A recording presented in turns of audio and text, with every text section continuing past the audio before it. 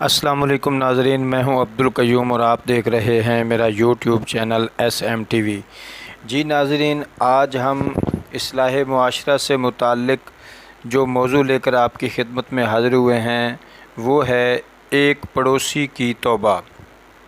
جی ناظرین، حضرت سیدنا عبداللہ بن رجاء رحمۃ اللہ تعالیٰ علیہ بیان کرتے ہیں کہ کوفہ میں امام اعظم ابو حنیفہ رحمۃ اللہ علیہ کے پڑوس میں ایک موچی رہتا تھا جو تمام دن تو محنت مزدوری کرتا اور رات گئے گھر میں مچھلی یا کسی اور جانور کا گوشت لے کر آتا، پھر اسے بھون کر کھاتا، اس کے بعد شراب پیتا۔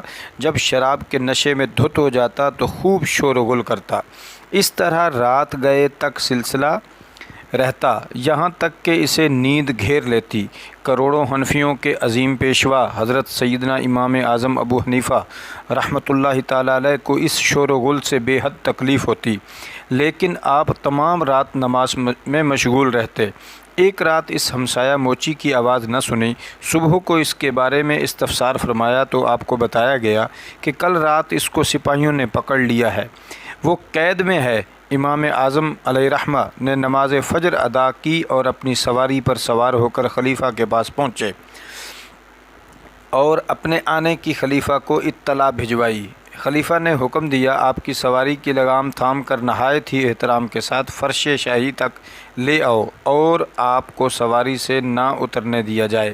سپاہیوں نے ایسا ہی کیا اور خلیفہ نے دریافت کیا، کیا حکم ہے؟ آپ نے فرمایا، میرا ایک ہمسایہ موچی تھا جسے کل رات سپاہیوں نے پکڑ لیا ہے، اس کی آزادی کا حکم فرمائیے۔ خلیفہ نے فرمان جاری کر دیا کہ اس موچی کو فوراً رہا کر دو اور ہر اس قیدی کو بھی رہا کر دو جو وہ آج کے دن پکڑا گیا۔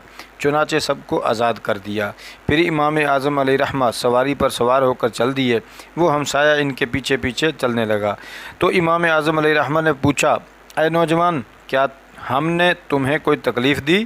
اس نے عرض کی، نہیں، بلکہ آپ نے تو میری مدد فرمائی اور میری سفارش فرمائی۔ اللہ تعالیٰ آپ کو اس کی بہتر جزا عطا فرمائے کہ آپ نے ہمسائے کی حرمت اور حق کی رعایت فرمائی۔ اس کے بعد اس شخص نے توبہ کر لی اور گناہوں سے باز آ گیا۔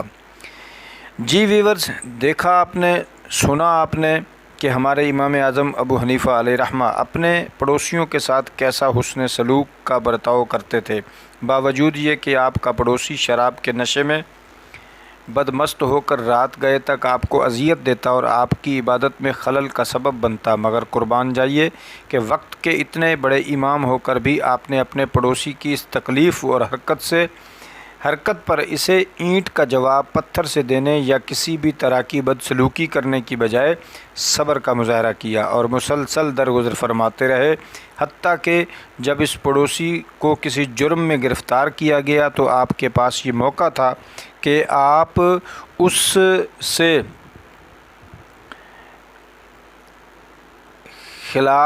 کے خلاف مقدمہ بنوا دیتے یا خلیفہ وقت سے اس کی شکایت کر کے اسے سزا دلواتے، مگر آپ نے ایسا کچھ نہیں کیا، بلکہ حق پڑوس کی رعایت کرتے ہوئے خلیفہ وقت کے پاس جا کر اس کی جائز سفارش کر کے اسے قید سے آزاد کروا دیا۔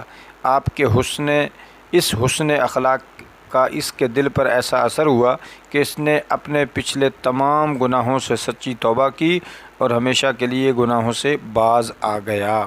تو جی ویورز، یہ ہمارے اکابرین کا ایک سبق ہے جو ہمارے لیے انہوں نے چھوڑا کہ ہمیں معاشرے میں اپنے ہمسایوں کے ساتھ حسن سلوک کا مظاہرہ کرتے ہوئے ایک دوسرے کی کوئی تیکھی میٹھی بات کو برداشت کر کے جو ہے وہ صبر کا مظاہرہ کرنا چاہیے اور اپنے ارد گرد کے ماحول کو پرامن بنانے میں اپنا رول پلے کرنا چاہیے۔ اس طرح کی اور موٹیویشنل ویڈیو لیے آپ کی خدمت میں پھر حاضر ہوں گے۔ اب تک کے لیے اتنا ہی، اجازت دیجیے۔ اپنے میزبان عبدالقیوم کو نیکسٹ نئی ویڈیو میں ملتے ہیں، تب تک کے لیے اللہ حافظ۔